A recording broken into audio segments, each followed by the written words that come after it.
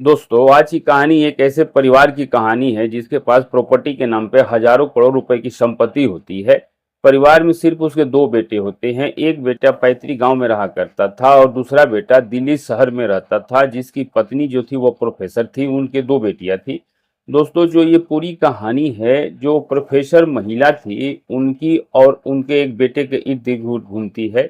एक लड़का था जो कि उनके पैतृक गांव का रहने वाला था। वह उनको अपने घर लेकर के आती है, उसे काम पर रख लेती है। दोस्तों जैसे जैसे समय बीतता जाता है, जो उनकी छोटी बेटी होती है वह उस नौकर के प्रति धीरे धीरे करके आकर्षित होती जाती है। एक दिन नौकर जो था वह उसकी माँ से कहता है कि जो जो तुम्हारी बेटी है उसकी नीयत कुछ ठीक नहीं लग रही है। वह हमसे कुछ गलत काम कहने करने के लिए कह रही है। दोस्तों जब उसकी माँ ये बात सुनती है तो कुछ कहती नहीं है और उसके बाद उस नौकर के साथ अपनी बेटी को बुलाती है और उसके बाद जो कुछ करती है आप कल्पना नहीं कर सकते हैं। आइए जानने का प्रयास करते हैं पूरी कहानी में। बहुत रोचक और बहुत इंटरेस्टिंग कहानी है। उससे पहले जो नए दर्शक है जिन्होंने चैनल को सब्सक्राइब नहीं किया है वह चैनल को सब्सक्राइब कर लीजिएगा। और वीडियो आप जहां से भी देख रहे हैं अपना और अपने सिटी का नाम जरूर लिखिएगा। और पिछली वीडियो को जिन्होंने कॉमेंट किया था, वीडियो के आखिरी में आप सबका नाम मैं जरूर लूंगा। तो चलिए देर न करते हुए घटना की शुरुआत करते हैं। नमस्कार दोस्तों। और दोस्तों जो मैं आज आपके लिए सच्ची घटना लेके आया हूँ, ये घटना है दोस्तों राजस्थान के सीकर की है। यहीं पे रहने वाले एक व्यक्ति थे जिनका नाम भोला प्रसाद था। उम्र करीबन 65 से 70 साल के आसपास रही होगी। दोस्तों भोला प्रसाद के पास लगभग हजारों करोड़ की संपत्ति थी। कुछ राजस्थान में थी, कुछ दिल्ली में थी। राजस्थान में तुमको बहुत सारी प्रॉपर्टी थी। दोस्तों भोला प्रसाद के दो बेटे थे। एक का नाम राजवीर था और दूसरा का नाम धर्मवीर था। जो धर्मवीर थे वो गांव में रहते थे और जो राजवीर जो थे वह प्रॉपर्टी जो दिल्ली में थी वहां पे रहते थे। दोस्तों जो ये भोला प्रसाद होते हैं, इनका एक बेटा जो दोस्तों इनके यहाँ एक लड़का काम करता था, जिसका आदमी था जिसका नाम राजकली था। उनका दोस्तों एक बेटा था जिसका नाम राजकुमार था। दोस्तों लोग उसे राज राज कहा करते थे। दोस्तों जो राजकली जो थी वो एक दिन भोला प्रसाद से कहती है कि हमारा बेटा जो है वो पढ़ने लिखने में बहुत अच्छा नहीं है। अगर कोई काम उम हो तो उसको रख लीजिए, अगर नहीं होगा तो कम से कम घर का काम ही कर लेगा। भोला प्रसाद कहते हैं कि जो मेरा बेटा राजवीर दिल्ली में रहता है उनको एक आदमी की आवश्यकता है, क्योंकि उनके पास दो जवान बेटियां भी हैं। तो अनजान लोगों को नौकरी पे रखना अच्छी बात नहीं है, इसलिए तुम जो है अपने बेटे राजकुमार को वहीं पर दिल्ली में भेज दो। तब वो दोस्तों रामकली कहती है कि ठीक है। अब भोला प्रसाद अपने बेटे राजवीर को बताते हैं कि मैं यहाँ से जो राजकली है उसके बेटे को मैं भेज रहा हूँ, उसको नौकर के रूप में अपने घर पे रख लेना। वो कहता है ठीक है पिताजी। दोस्तों राजकुमार राजस्थान के सीकर से दिल्ली के लिए निकल पड़ता है और वह पहुंच जाता है राजवीर के घर। दरअसल दोस्तों जो राजवीर थे उनकी पत्नी जो थी जिसका कि नाम संध्या था, वह दोस्तों एक डिग्री कॉलेज में प्रोफेसर थी। राजवीर और संध्या जिस कॉलेज में पढ़ते थे, साथ में पढ़ाई किया करते थे, तो दोनों सहपाठी थे और वहीं पर दोनों की मुलाकात होती है और मुलाकात के दौरान ही दोस्तों उन दोनों में प्यार हो जाता है। राजवीर और वंदना की जो शादी थी वह लव मैरिज थी, लेकिन इसको अरेंज मैरिज के रूप में किसी तरीके से मैनेज करके धूमधाम तरीके से राशि ठाट बाट के साथ इनका शादी विवाह हो जाता है। राजवीर की दो बेटियां होती हैं, बड़ी बेटी जिसका कि नाम आरती होता है और छोटी बेटी जिसका कि नाम अनन्या होता है। बड़ी बेटी आरती जिसकी उम्र लगभग 23 से 24 साल के आसपास थी और जो अनन्या थी वो करीबन 20 साल के आसपास थी। राजवीर का कोई भी बेटा नहीं था। दोस्तों राजवीर की पत्नी संध्या जो थी दोस्तों वो कॉलेज में जाती थी, पढ़ाती लिखाती थी। राजवीर का अपना खुद का बिजनेस था दिल्ली शहर में, वह उसे देखता था। और दोस्तों जो इसकी दोनों बेटियां जो थी उनमें जो आरती जो थी वो पढ़ने लिखने में बहुत अच्छा थी, लेकिन अनन्या जो थी वो थोड़ा चंचल स्वभाव की थी। अब दोस्तों राजकुमार जब इनके यहाँ काम करने जाता है और काम करते हुए करीबन 1 महीने का समय बीत जाता है, तो उसके बाद जो ये अनन्या थी वो अक्सर राज से बातें किया करती थी। जो राज था दोस्तों उसका स्वभाव बहुत ही अच्छा था, मिलनसार था और दोस्तों थोड़ा सा कॉमेडियन टाइप का था, हंसी मजाक भी करता था, जिसके कारण उसका स्वभाव लोगों को बहुत पसंद आता था। और अपने घर काम भी अपने घर की पूरी जिम्मेदारी के साथ करता था, साथ ही साथ ईमानदार था और हंसी मजाक करता था, लोगों को हंसाता था। तो ये सारी आदतें उन घर वालों को बहुत ही अच्छी लगी।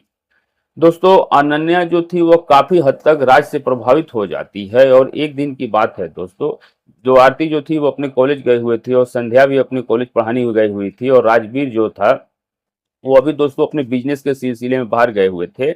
उस दिन अनन्या और राजकुमार घर पे बिल्कुल ही अकेले थे। तो उस दिन अनन्या जो थी वह राजकुमार से कहती है कि तुम मुझे कोई अच्छी सी कहानी सुनाओ जिससे कि मुझे खूब हंसी आए और मुझे बहुत अच्छा लगे। तो राजकुमार कहता है ठीक है, घर का काम निपटा लूं, थोड़ा सा समय हो जाए तो मैं तुमको अच्छी अच्छी कहानियां सुनाऊंगा। मेरे पास बहुत सारी कहानियों का संग्रह है।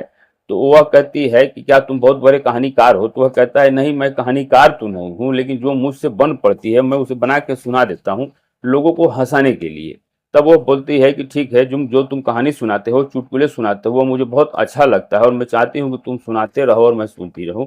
दोस्तों, जो राजकुमार था वो अनन्या के टोनों को समझ नहीं पा रहा था कि आखिर वह अनन्या ऐसा कह क्यों रही है, क्योंकि अनन्या के मन में दोस्तों कुछ और ही चल रहा था। लगभग 1.5 से 2 घंटे का समय बीतता है। राजकुमार जो था वह घर के सारे कामों को निपटा करके फ्री होता है। उसके बाद अनन्या को बुलाता है और कहता है कि आओ बैठो, मैं तुमको चुटकुले सुनाता हूँ। दोस्तों, वह अच्छे अच्छे चुटकुले अनन्या को सुनाता है। तो वह कहती है कि थोड़ा सा लव स्टोरी वाले चुटकुले सुनाओ जो मुझे बहुत अच्छे लगते हैं। अब दोस्तों वह दो चार और चुटकुले सुनाता है, दो चार शायरी सुनाता है, तो वह उससे और प्रभावित हो जाती है। और उस दिन अनन्या के पास काफी वक्त था राजकुमार से बात करने का। दोस्तों, अनन्या बहुत देर तक राजकुमार के चुटकुलों, कहानियों और शायरियों को सुनते रहती है। उसके बाद बोलती है राजकुमार से कि तुम इतने अच्छे हो और काश तुम बड़े घर में पैदा हुए होते तो तुमसे शादी कर लेती। ये बात सुन के राजकुमार अंदर से घबरा जाता है, क्योंकि दोस्तों जो अनन्या के दादा भोला प्रसाद थे वो बड़े ही बदमाश आदमी थे। और वह इन सब चीजों के बहुत ही सख्त खिलाफ थे और उनको लगता था कि कहीं ऐसा ना हो जवान बेटियां हो कुछ उल्टा सीधा ना हो जाए। और उसको पता था कि अगर मैंने कुछ उल्टा सीधा किया तो सीधा मेरे जान पे आ जाएगी और 1 मिनट के लिए भी हमें बख्शेंगे नहीं, मेरी जान पे आफत आ जाएगी। और साथ ही साथ मेरी माँ के साथ भी हो सकता है कि उसकी भी हत्या कर दी जाए। अब दोस्तों वो डर जाता है और उसको ये बात सुन करके अनन्या से कहता है कि ये तुम कैसी बातें कर रही हो, हम कहाँ नौकर और तुम इतने बड़े घर की बेटी, दोनों में बहुत अंतर है, जमीन और आसमान का अंतर है। तो अनन्या कहती है कि प्यार में कुछ नहीं देखा जाता है, प्यार में सिर्फ दिल देखा जाता है कि इंसान का दिल कैसा है, स्वभाव कैसा है, और वो सारी चीज तुम्हारे अंदर कूट कूट के भरी हुई है। और जब से तुम आए हो और जब से तुम ये कहानियां सुनाने लगे हो, पता नहीं मेरा मन ये करता है कि मैं तुम्हारे साथ बैठी रहूं और सिर्फ तुम मुझे कहानियां और चुटकुले सुनाते रहो। दोस्तों, ये बात थोड़ा सा अटपटा लगा और सोचा दोस्तों कि अगर मैं इधर उधर कुछ करूंगा तो बहुत बुरा फंस जाऊंगा। वो अपने आप को बचाने का पूरा प्रयास करने लगता है। दोस्तों, उस दिन अनन्या उसको बहुत तंग करती है, परेशान करती है। वो बहुत परेशान हो जाता है राजकुमार। राजकुमार का मन दोस्तों एक दो बार बदला, लेकिन डर के मारे वो अपने आप को संभाल लेता है और उसको पता था कि जो इसका परिणाम होने वाला है या फिर जो होगा वो बहुत ही ज्यादा खतरनाक होगा। अब शाम को संध्या कॉलेज से लौट के आती है तो राजकुमार का हिम्मत नहीं हो रहा था कि वो सारी बात बता दे संध्या को जो अनन्या ने उसके साथ की थी। उसको 2-3 बार हिम्मत हुआ, लेकिन दोस्तों डर के मारे उसकी हिम्मत नहीं पड़ी और उसको लगा कि अगर मैं उसकी माँ से ये बताऊंगा तो हो सकता है कहीं वही उल्टा सीधा ना बोल दे, और अगर इसके दादाजी से बता दूंगा तो भी वो भी प्रॉब्लम हो जाएगा। दोस्तों, वो रात किसी तरीके से काट लेता है और जब सुबह मेरा दोस्तों संध्या ऑफिस जाने वाली थी तभी दोस्तों राजकुमार जाता है और कहता है कि मैडम मुझे आपसे कुछ जरूरी बातें करनी है। संध्या कहती है हाँ बोलो राजकुमार, क्या बात करनी है? तब वो बोलता है कि मैडम आपसे बहुत जरूरी बात करना है, 2 मिनट आप गाड़ी से उतर के आइए। इत्तेफाकन उस दिन अनन्या बाहर गई हुई थी और दोस्तों आरती भी कॉलेज जा चुकी थी, पूरा घर खाली था। संध्या आती है और कहती है कि क्या बात है बताओ। तब वो बोलता है नहीं मैडम, आप 2 मिनट के लिए ऊपर आइए। संध्या उसकी बात को मान करके आ जाती है और उसके बाद दोस्तों उसकी सारी कहानी अनन्या को बता देता है कि कल मेरे साथ ऐसा ऐसा हुआ। ये सुन के संध्या के नीचे के पैरों के नीचे से जमीन खिसक जाती है और कहती है, सोचती है कि मेरी बेटी पूरी तरीके से बिगड़ चुकी है। अब दोस्तों संध्या राजकुमार से कहती है कि देखो जो कुछ भी हुआ है तुम्हारे और अनन्या के बीच में, अनन्या के पिताजी से एक बात गलती से मत बताना, नहीं तो बहुत बुरा हो जाएगा। वह कहती है ठीक है मैडम। अब दोस्तों वह बात को अपने दिल में रख लेता है और अनन्या की माँ जो थी वो पूरी कहानी जान लेती है अनन्या की। उसके बाद वो कॉलेज चली जाती है। शाम के समय दोस्तों जब वो अपने विद्यालय से वापस आती है तो अनन्या भी वापस आ चुकी होती है। अब उसके बाद दोस्तों वो अनन्या को बुलाती है और बुलाने के बाद उसको समझाती है कि देख, यह नौकर है और जो तू इसके साथ कल व्यवहार की वो बहुत ही गलत है। ऐसा तुमको बिल्कुल ही नहीं करना चाहिए था, नहीं तो मैं तुम्हारे पापा से शिकायत कर दूंगी, तुम्हारे साथ बहुत बुरा हो जाएगा। अनन्या को काफी गुस्सा आया और उसको लगा कि राजकुमार ने मेरी सारी बातें मेरी मम्मी से बता दी। दोस्तों अगले दिन सुबह होती है, सब लोग फिर अपने अपने काम पे चले जाते हैं। उस दिन अनन्या कहीं नहीं जाती है और उस दिन राजकुमार और अनन्या घर पर थे। अनन्या राजकुमार के पास जाती है और उसे उल्टा सीधा बोलती है, खूब डांटती है, उसके मन में जो कुछ भी आता है वह कहती है और कहती है तुम्हारी औकात कैसे हो गई, ये हो गया वो हो गई। ये बड़े आदमी थे और एक नौकर की औकात क्या हो सकती है आपको तो पता ही है। बड़े घर के लोग जो चाहे वह कह सकते हैं, कर सकते हैं। अब दोस्तों ये किसी भी तरीके से सुनता रहा और शाम को जब संध्या वापस आई तो वह कहता है कि मैडम मुझे अब आपके यहाँ काम बिल्कुल ही नहीं करना है, क्योंकि इतनी जलालत की ज़िंदगी मैं नहीं जी सकता। मैं नौकर हूँ और मैंने तो कुछ समझ करके आपसे सारी बात बताई और आज अनन्या मैडम ने मेरे साथ बहुत ही बुरा व्यवहार किया। मैं अब 1 मिनट आपके यहाँ नहीं रुकने वाला हूँ। और कहता है कि मैडम मेरा हिसाब कर दीजिए। संध्या कहती है कि चलो ठीक है, चला जाएगा तो टेंशन खत्म हो जाएगा। कुछ दिन के लिए अनन्या का दिमाग भी डाइवर्ट हो जाएगा।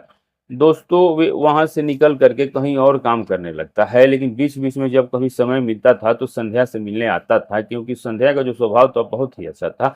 संध्या उसकी देख-रेख करता था और वो भी वंदना की विशेष देख-रेख करता था। अब उसके बाद दोस्तों लगभग करीबन 1 साल तक वो कहीं और काम करता है। इस बीच जो अनन्या होती है, इसकी संगत एक ऐसे लड़के से हो जाती है जो कि नशे का बहुत ही ज़्यादा आदी होता है। और अनन्या क्योंकि जवान हो चुकी थी और हर तरह की फीलिंग उसके अंदर से आ रही थी, तो वो पूरी तरीके से बहक जाती है और एक लड़के के प्यार में पड़ जाती है। जो लड़का इसके सिर्फ़ और सिर्फ़ पैसे से प्यार करता था, और वह लड़का जो था दोस्तों अक्सर इससे मिलने के लिए बुला लिया करता था, कभी पब में जाता था और इसको अनेक प्रकार की नशे का आदी बना देता है। और अब देखते-देखते यह 1 साल में अनन्या जो थी वो पूरी तरह से नशे की आदी हो जाती है। इस बीच दोस्तों लगभग करीबन 4 से 5 महीने का और समय बीता होगा कि जो ये राजवीर जो थे इनकी एक दिन हार्ट अटैक से मौत हो जाती है। दोस्तों राजकुमार को भी पता चलता है तो वो भी आता है, क्योंकि राजवीर जो थे वो भी बहुत अच्छे इंसान थे। उसे रहा नहीं गया, वो देखने आता है तो देखता है कि आरती वहाँ पे बैठी हुई है, वंदना संध्या बैठी हुई है। इनके जो दादा वगैरह गाँव से जो आए हुए थे वो सब देखते हैं, पूरा परिवार यहाँ पे बैठा हुआ है। वहाँ पे अनन्या नज़र नहीं आती है, तो राजकुमार अंदर ही अंदर विचार करने लगता है कि आखिर सब लोग यहाँ बैठे हुए हैं तो अनन्या कहाँ चली गई। किसी से पूछ नहीं सकता था, कह नहीं सकता था कि ऐसी स्थिति बनी हुई थी। उनका अंतिम संस्कार वगैरह होता है, तो अब जो ये राजकुमार था, सारे क्रिया प्रक्रिया कर्म होने के बाद जब सारा काम निपट जाता है तो वहीं रहने का फैसला कर लेता है। संध्या को लगा कि चलो कम से कम कोई सहारा तो है। लेकिन दोस्तों इस बीच जो अनन्या थी, एक दिन इसको देखती है। एक कमरा ऐसा था जिसमें वो अंदर लेटी रहती थी, उसको बाहर बहुत कम निकाला जाता था। दोस्तों उसे रहा नहीं गया, उसने संध्या से पूछा कि मैडम ये अनन्या मैडम की क्या हाल है, वो कमरे में बंद क्यों रहती है। अब इसके बाद संध्या जो कहानी बताती है, इसको सुन करके राज बिल्कुल ही दंग रह जाता है और वह कहती है कि जब तुम यहाँ से गए तो अनन्या एक लड़के के संपर्क में आई और उससे प्यार कर बैठी। अक्सर उसे रोज मिलने जाती थी और वो लड़का जो था वह इसको नशे का इतना आदी बना दिया कि अब ये बिना नशा के रह नहीं पाती, और अगर इसको घर के अंदर ना बंद करूँ तो बड़ी उल्टी सीधी हरकतें करती है। सिर्फ और सिर्फ इसको खाना देने के लिए ही कमरा खोलते हैं, नहीं तो पूरा दिन कमरे में बंद रखते हैं। और अगर ये गलती से बाहर निकल गई तो हम लोगों का ये जीना हराम कर देती है। ये रोड की तरफ भागती है और जहाँ पे नशा मिल रहा होता है वहाँ भागती है। किसी तरीके से इसको मैनेज किया है। दोस्तों इस बात को सुन करके राजकुमार काफ़ी हद तक हैरान हो जाता है और सोचता है कि अब साहब भी चले गए और इसकी ये हालत हो गई। संध्या कहती है कि क्या करूँ, मेरी किस्मत में क्या लिखा हुआ है, कभी ज़िंदगी में और आगे क्या-क्या झेलना पड़ेगा। इधर इसके पापा साथ छोड़ कर के चले गए और इधर इसकी ऐसी हालत हो गई। और एक आरती है, वह किसी दूसरे शहर में पढ़ा करती थी और उसको लगा कि अब ज़िंदगी पूरी तरीके से वीरान हो चुकी है। जो एक सहारा तो अभी चला गया, तब वो राजकुमार से कहती है कि राजकुमार एक काम करो, मैं भी कॉलेज जाती हूँ, मेरे पास टाइम कम है, तो तुम यहीं पे फिर से रहो और घर की देख रेख करो। तो वह कहता है कि ठीक है मैडम, मैं कोशिश करता हूँ अब यहाँ रहने की, क्योंकि अब जहाँ मैं वहाँ काम करता हूँ उसको मना कर देता हूँ और उसके बाद मैं आपके यहाँ फिर से वापस आ जाता हूँ। वो कहती है ठीक है। अब दोस्तों राजकुमार जहाँ पे काम कर रहा होता है वहाँ पे मना कर देता है और उसके बाद वंदना के यहाँ काम करने लगता है। एक दिन संध्या और राजकुमार दोनों बैठे हुए थे, तो राजकुमार ने संध्या से कहा कि मैडम मैंने बहुत ऐसे नशा मुक्ति केंद्रों के बारे में सुना है जहाँ बड़े बड़े नशेड़ियों का नशा छूट जाता है, तो क्यों ना हम लोग इनको नशा मुक्ति केंद्र में दिखाया जाए, हो सकता है कि मैडम अच्छी हो जाए। वह कहती है सुना तो मैंने भी है, लेकिन मेरे पास समय इतना है नहीं कि मैं इसको ले जा करके कहीं दिखाऊं। अभी छुट्टी होने में भी लगभग 6 महीने का समय है। तो राजकुमार जो था वो कहता है कोई बात नहीं मैडम, अगर कोई अच्छा नशा मुक्ति केंद्र दिख रहा है तो मैं ही ले जा करके दिखा देता हूँ। वो कहती है ठीक है, मैं बात करती हूँ। दोस्तों जो वंदना थी वो काफ़ी लोगों से चर्चा करती है और उसके बाद दोस्तों डॉक्टर से सलाह लेती है, तो डॉक्टर मुंबई में एक नशा मुक्ति केंद्र बताते हैं जो कि बहुत ही अच्छा और बड़ा होता है। वहाँ पे दोस्तों वंदना जब संपर्क साधती है और बात करती है तो वो लोग कहते हैं कि देखो, 2 से अढ़ाई महीने का समय लगेगा और 2 से अढ़ाई महीने में लगभग 80% सुधार कर दूंगा और लगभग 7 से 8 महीने के अंदर आपको समय देना पड़ेगा। 8 महीने में किसी भी प्रकार का कोई भी नशा हो मैं छुटवाने का गारंटी लेता हूँ। वंदना कहती है कि बहुत ही अच्छी बात है।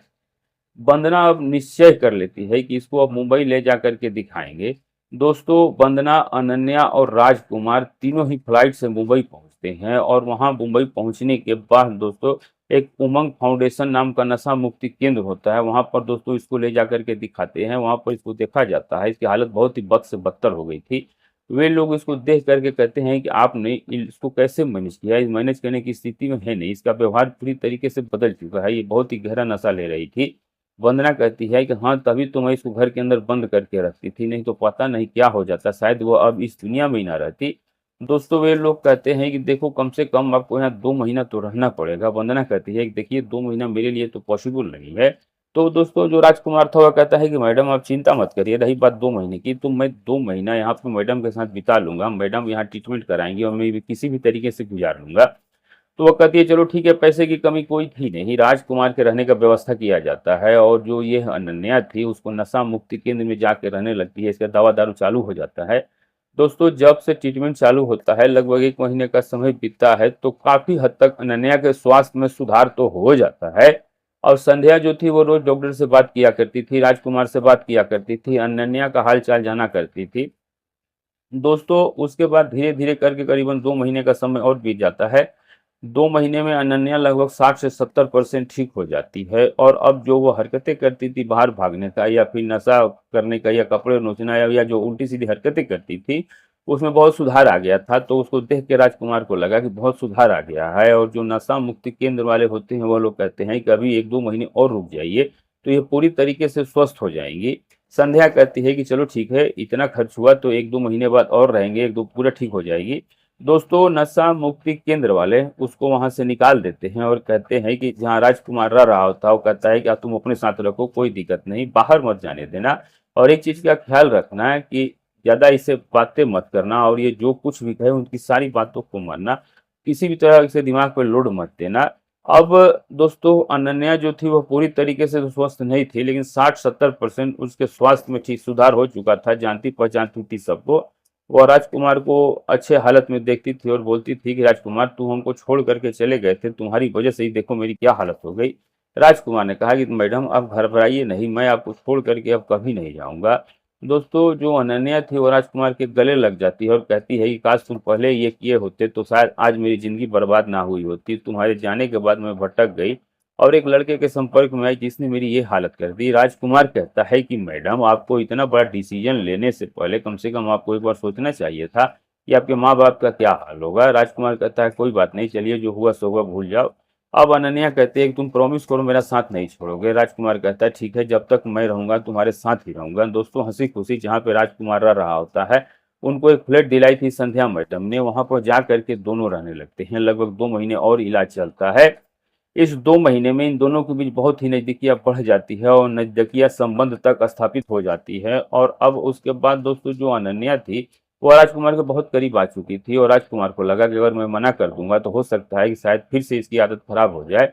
वह ना चाहते हुए भी दोस्तों उसकी मजबूरी बन चुकी थी। और दोस्तों, जब ये पूरी तरीके से स्वस्थ हो जाती है इसके बाद वंदना जो थी मुंबई जाती है और राजकुमार, वंदना और अनन्या जो है तीनों वापस दिल्ली आते हैं। और दिल्ली आने के बाद दोस्तों, जो अनन्या का स्वास्थ्य था वो ठीक हो गया था और उसका स्वभाव भी राजकुमार के प्रति बदला हुआ था। वो राजकुमार को बहुत चाहती थी। एक दिन अनन्या घर के अंदर काम कर रही होती है और दोस्तों, जो ये राजकुमार था वो संध्या से सारी बात बताता है कि हम लोगों से बहुत बड़ी गलती हो गई और मैं नहीं चाहता कि हम वो गलती छुपाऊं। तब वो संध्या कहती है कौन सी गलती हो गई। तब वो बोलता है कि हमारे और अनन्या के बीच ऐसा ऐसा हो गया है और वहां पे उन्होंने कहा था कि इसको मानसिक दबाव बिल्कुल ही मत देना। अगर मानसिक दबाव बन गया तो फिर से इसकी हालत जो है वैसी ही हो जाएगी। तो संध्या जो कहती है वो कहती है चलो ठीक है, जो हुआ सो हुआ उसे भूल जाओ, लेकिन अब आगे से इस सब का ख्याल रखना। तो राजकुमार जो था वो कहता है ठीक है मैडम, मेरा इरादा ऐसा कुछ भी नहीं था, लेकिन वहाँ पे जो स्टाफ डॉक्टर वगैरह थे उन्होंने कहा था कि इसको दिमागी तौर पे बिल्कुल भी टॉर्चर ना होना चाहिए, ना ही इसको ऐसा कोई शब्द बोलना है जो कि इसके दिमाग में बातें बैठ जाए, नहीं तो फिर से यह इसकी तबीयत खराब हो जाएगी। और जब साथ रहने लगे तो फिर से वही हरकत करने लगी। मेरी मजबूरी बन गई थी। एक दिन वो अपनी माँ से कहती है कि माँ, मुझे राजकुमार बहुत पसंद है, मैं इसके साथ शादी करना चाहती हूँ और मैं इसी को अपना जीवन साथी बनाना चाहती हूँ। इस बात को सुन करके संध्या जो थी वो काफ़ी हद तक हैरान हो जाती है कि एक नौकर और ऊपर से शादी। वो कहती है चलो ठीक है, मैं सोच करके बताऊँगी। अब अनन्या जिद पर जाती है और कहती है कि नहीं, अगर आप लोग मना करोगे तो इस बार मेरे साथ ऐसा हुआ, अगली बार पता नहीं क्या हो जाएगा। और संध्या जो थी वो पूरी तरीके से डर जाती है और वो कहती है कि चलो ठीक है। मन ही मन विचार करने लगी कि राजकुमार काफ़ी अच्छा लड़का है और उसके साथ 4-5 महीने का समय भी बिताया। खैर राजकुमार नहीं होता तो अनन्या की ऐसी स्थिति होती या ना होती क्या पता, बहुत दूर तक सोचती है और उसके बाद लास्ट में फैसला ले लेती है। अनन्या और राजकुमार की शादी हो जाती है, दोनों पति और पत्नी के रूप में रहने लगते हैं। एक नौकर जो गरीबी में पला बड़ा हो और देखते ही देखते दोस्तों करोड़ों रुपए का मालिक बन जाता है। अब दोस्तों वह आधे का संपत्ति का हिस्सेदार हो जाता है, क्योंकि आधा संपत्ति तो आरती का था और दूसरा हिस्सा राजकुमार और अनन्या का हो जाता है।